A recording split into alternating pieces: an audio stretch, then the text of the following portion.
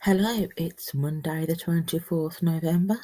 I'm Katie and these are your news headlines. A mass abduction in Nigeria, political upheaval from Washington to Westminster, fresh resignations shaking your party and the BBC, Boris Johnson dismisses the COVID inquiry, and health in focus with new NHS initiatives and trials. We begin in Nigeria, where one of the worst mass school abductions in the country's history has taken place.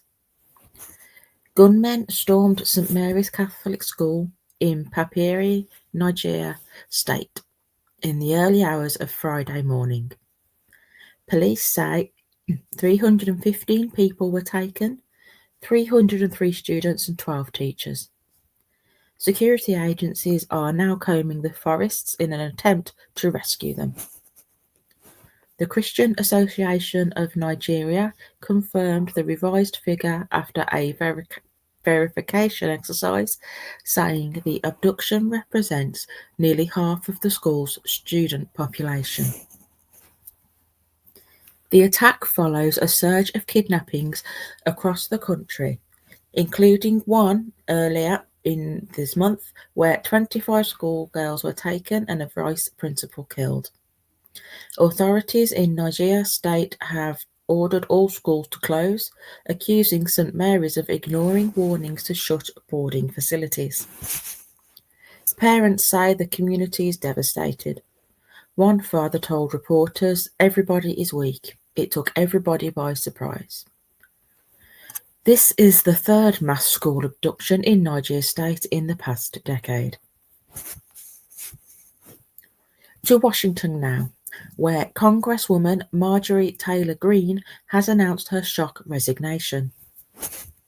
Greene, once one of Donald Trump's most loyal allies, confirmed her last sitting day will be January the 5th, 2026. In a lengthy video statement, she accused the president of threatening her after she criticized his handling of the Epstein files. She said standing up for American women who were raped at 14, trafficked and used by rich, powerful men should not result in being called a traitor and threatened by the President of the United States, who she fought for. Trump has branded her a traitor on his Truth Social platform. Greene's departure marks one of the most dramatic breaks yet between Trump and the hard-right faction of the Republican Party. In Geneva, European leaders have unveiled a counter-proposal to Donald Trump's 28-point peace plan for Ukraine. Their plan would reintegrate Russia into the G8, gradually lifting sanctions, and require Moscow to sign a non-aggression pact with Europe and Ukraine. Trump's original proposal demanded sweeping concessions from Kiev, including ceding the Donbass region and halving its armed forces. European leaders say their counterplan softens those demands while requiring Russian sovereign assets to fund Ukraine's reconstruction. US Secretary of State Marco Rubio said negotiators are narrowing differences point by point. Now back home to the UK. Labour members are openly questioning whether Keir Starmer should remain leader.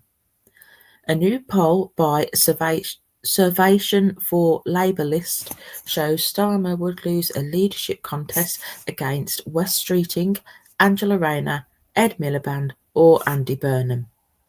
Burnham was the strongest challenger, beating him by 58% to 32%. Emma Burnell, editor of Labour List, said the poll shows members are openly questioning Starmer's leadership, with speculation fueled by Number 10's briefings last week. Meanwhile, your party has suffered another blow. Independent MP Iqbal Mahmood has quit, the second resignation in a week. His departure leaves only 3 MPs in the alliance, steering the project towards its founding conference in Liverpool next weekend. Mohammed blamed false allegations and smears for his decision, following a clash with Zara Sultana over trans rights. Party sources say the resignations highlight fractures between socially conservative voices and the wider left. Former Prime Minister Boris Johnson has dismissed the official COVID inquiry report as hopelessly incoherent. Baroness Heather Hallett's report found chaotic government culture cost 23,000 lives in the first wave, concluding lockdowns could have been avoided if measures were implemented earlier. Johnson said the findings should be filed vertically, insisting his government was doing its level best under difficult circumstances. Michael Gove apologised for mistakes, while Johnson's sister Rachel dismissed the report as vindictive rubbish.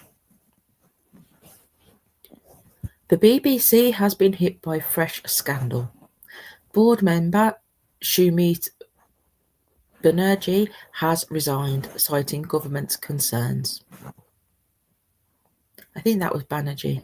Apologies. His departure follows the Panorama controversy, where a documentary was found to have misled viewers by editing a Trump speech. The US Federal Communications Commission is now investigating whether the program amounted to misleading and deceptive conduct. Chairman Samir Shah and other board members will face MPs as pressure mounts on the corporation.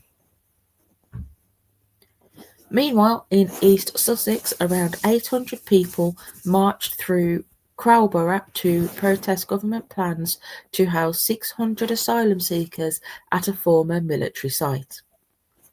Wealdon District Council has voted unanimously against the proposals and is considering legal action. Campaigners warn far-right rhetoric is inflaming tensions, while others are preparing to welcome asylum seekers if the plans go ahead. Sussex Police confirm the protest passed peacefully with no arrests. Regulators have approved the first clinical trials of puberty-blocking drugs in children since their ban. King's College London will lead the Pathways trial, recruiting 250 children under 16. The study will compare those receiving puberty-suppressing drugs with those receiving non-medical care alone, following participants for 2 years. Results are expected in around 4 years, with a parallel study focusing on brain health. And finally, millions of Brits could boost their mood with a new 5-minute Healthy Choices quiz launched by the government and NHS. The interactive quiz gives personalised advice on nutrition, movement, smoking, alcohol, mental health and sleep. Research suggests 19 million adults could improve well-being with simple lifestyle changes. Health Minister Ashley Dalton said the quiz is part of the government's 10-year plan to shift the NHS from treating sickness to prevention. Those are your news headlines for Monday, the 24th of November. Please remember to like, comment and subscribe. Show your support for the channel. It is all free. And thank you very much for listening. I will speak to you tomorrow.